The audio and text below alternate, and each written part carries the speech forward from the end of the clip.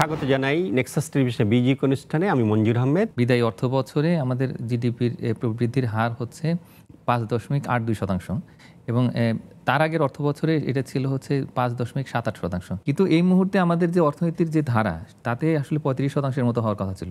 তার মানে বিনিয়োগ কিন্তু কম। এনবিআর বা সরকার অর্থ মন্ত্রণালয় তারা কিভাবে বাজেটটা ভাবছে? আগামী অর্থ বছরে কিন্তু আসলে এই যে ঋণগ্রস্ত হয়ে আমরা পড়ছি, সেটা আরেকটু হয়তো বেশি পড়বো। আমরা দেখছি যে এটা হয়তো বাড়বে না। এনবিআর তো কিছু জিনিস বাড়তি পেয়ে গেছে, ডলারের প্রাইসটা বাড়ার কারণে বেশি টাকা দিয়েই ট্যাক্সটা কালেকশন করতে হচ্ছে। তো এনবিআর কি নতুন কোনো প্ল্যান আছে, বিশেষ করে ইনকাম ট্যাক্সের ক্ষেত্রে? আয়কর বাড়ানোর জন্য আসলে ওরকম আমরা কোনো মেজার দেখছি না। এখনো পর্যন্ত আমাদের যে পুরো ট্যাক্স স্ট্রাকচার, সেটা রিগ্রেসিভ, মানে সেটা কিন্তু প্রোগ্রেসিভ এখনো হয়নি স্বাধীনতার এত বছর পরেও।